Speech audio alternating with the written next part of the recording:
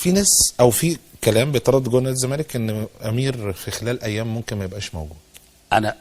انا لو منه اعمل كده. من السنه اللي فاتت الراجل ما طورش، الراجل ما عملش. حتى اللعيبه اللي هي بدات خليته مدرب بجد، اللي هو نيمار ما لعبهاش. طيب بناء على ايه انت جبت الصفقات دي ولعبتها؟ يبقى انت اللي تشيل، حتى لو امير اللي جابها، حتى لو رئيس النادي اللي جابها.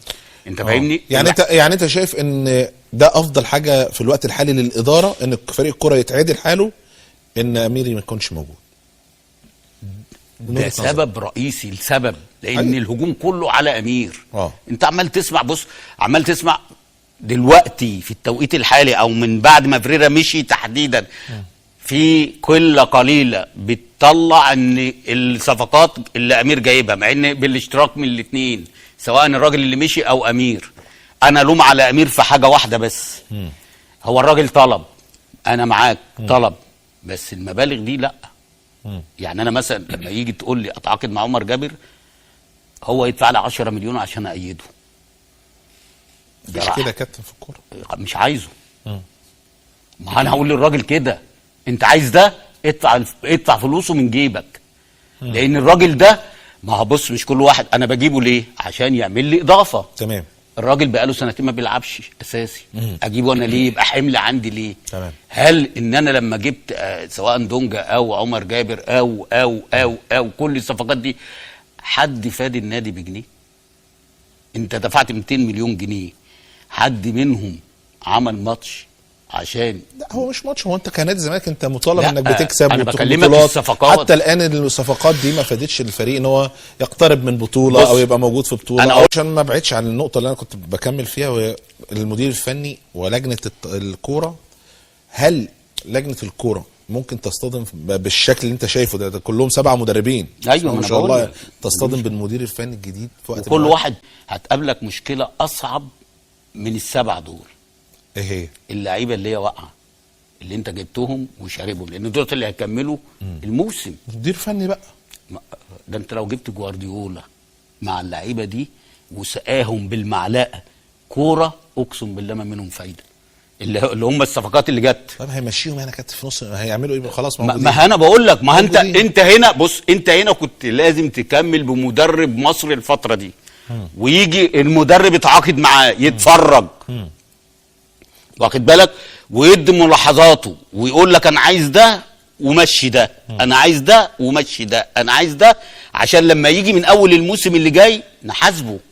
هو انت النادي الاهلي لما جاب سوارز كان بيقول ايه؟ مشروع. حصل. جمهور الاهلي ما صبرش عليه ليه؟ لان النتائج سائد. النتائج والاداء برغم ان انت جايبه المشروع للسنه الجايه واللي بعديها مش ده المشروع. مظبوط. واخد بالك؟ فبمجرد خسر ماتشين ولا تعادل ماتشين وخسر كاس مصر وخسر الدوري، ايه اللي حصل؟ يمشي بلا مشروع بلا نيله بلا، احنا مش شايفين منه اي كرامات. حصل ومشي ولا ما مشيش. فانت برضو شهر 5 السنه دي ما تحاسبوش، لان انت بتقول لي دولت هيكملوا لاخر خالص. الزمالك هياخدها السنه دي؟ لا خالص. ما فيريرا خلص عليك، خلص على الاخضر واليابس. انت حتى دلوقتي لو انت عارف احنا في رمضان، لو الزمالك دخل دوري رمضان مش هياخدها. انت بتضحك والله. يبقى انا بكلمك لسبب، لان اللعيبه متدمره نفسيا. الماتش المصري غريب، انت كسبان 2-0 بتخسر. ما هو انت بقى اعرف الكلام ده. انت عايز النادي الزمالك يرجع تاني، خلي 2 في اللجنه بس، واخد بالك، خلي الراجل اللي جاي ده بس طبعا بعد ما يمسكش دلوقتي، يقعد يتفرج وهو اللي يحط القايمه بتاعت السنه اللي جايه ويقول لك انا عايز مين، وفرجوه بقى على شرايط عشان لما يجي يتحاسب يقول لي يتحاسب، عشان اقدر احاسبه يا فاروق. بس ما حدش يقدر يعمل كده، لا في الاهلي ولا في الزمالك. ماتش بكره كابتن، ممكن طبعا الجهاز الفني من المتوقع اللي هو الموجود كابتن مدحت واحمد مجدي وعبد الواحد سيد ولا هيكمل مع الراجل؟ ممكن. وكابتن ابو منصف طبعا كمدرب حراس مرمى، هل من المتوقع ان ممكن شكل يختلف بكره عن هيختلف في ايه؟ ما حدث مع احمد عبد المقصود؟ يا عم بقول لك لو جبت جوارديولا الفتره دي اللعيبه، اسمع، اي حد هيمسك نادي الزمالك دلوقتي الله يكون في عونه. طيب نطلع لفاصل كابتن. لعيبه بيراميدز اعلى سكواد في مصر، اعلى من الاهلي والزمالك. والحاله الفوان اللي عند الاهلي دلوقتي؟ فوان ايه؟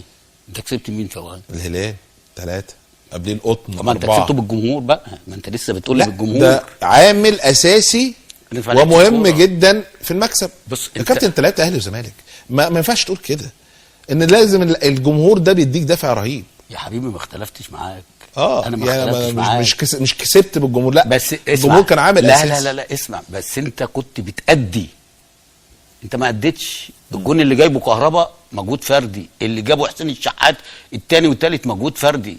ده حاجات فنيات. في ماتشات كتيره يا كابتن كان برضه لا يا حبيبي بيبقى فيها يا حبيبي لا بص كان شخصيتك، كنت انت بتبقى راكب الجيم. لا اسمعني، وبتضيعوه في العارضه وفوق العارضه والجمهور كل شويه ها ها ها ها، واخد بالك. انما دلوقتي اقسم بجلاله الله ما قلنا ها لما حسين الشحات نزل. دي يا كابتن قبل ما يجيب كهربا الجول ضيع 3. منين ايه يعني ايه؟ ده من رجل الخصم، ده تخبط وتجيله، تخبط يعني مش كوره مثلا ايه بينيه راح بيها، مش كوره كروس وحطها والجون طلعها، ده كله الكوره بتتعمل بالعرض تخبط في الراجل وتروح له قدام. ده احنا كنا قاعدين مع بعض وبنتفرج على الراجل وقلنا ده مرزق حصل. لا قلنا الكوره بتحبه مع مرزق والكوره بتحبه وعايزه تديله. ليه قاعد بيبذل مجهود فالكوره بتحبه. لا هي ربنا بيوفقه. كان في دعوات وحاجات يعني زي ما ايه دعوات وحاجات، ما احنا بندعي كلنا. طبعا، بس واكيد اللعيب اللي جنب كهربا بيدعي، بس شخصيه النادي الاهلي بقى يعني انت فاهمني. انا من يوم ما فايلر مشي بصراحه ما شفتش ماتش للنادي الاهلي يكيفك زي ما كان موجود فايلر، حتى لو تعادل. ده انت فايلر بقى ولا كابتن من لا انا بكلمك على يعني بتدور لا على الكوره. كان اداء ونتائج يا فاروق. كنت انت والله العظيم من غير النتائج كنت بتتمتع بفرقه النادي الاهلي. رمضان واجاييه وما اعرفش علي معلول يجي من ورا ومش عارف مين يوسع لمين لا كان في شغل بيتعمل، لا ده طور ولا ده طور. دولت بس ماسكين كده اسم النادي الاهلي وخلاص. فانا بقول لك انت فنيا، انا من وجهه نظري بيراميدز اعلى فرقه في مصر. اعلى فرقه في مصر. اللعيبه دي لو اخلصت تاخد كل البطولات اللي موجوده في ظل من غير جمهور. اهلي والزمالك من غير جمهور ما عادي، ما انت كأن في كورونا بالنسبه لهم. انما بجمهور والله يعني لو 1000 يشيلوا 3، لانك انت دخلت ال1000 كده 20 دخلت ال1000 ده. عملوا ضغط على رمضان صبحي وعلى عبد الله السعيد وعلى لعيبه بيراميدز، خلاص انسى. طب كده 20 ايه 20,000 يا عم. مبروك عليك الكاس. انا بقول لك من دلوقتي مبروك عليك الكاس. احنا نضحك على بعض. مبروك عليك الكاس عشان اتحاد الكوره يفرح.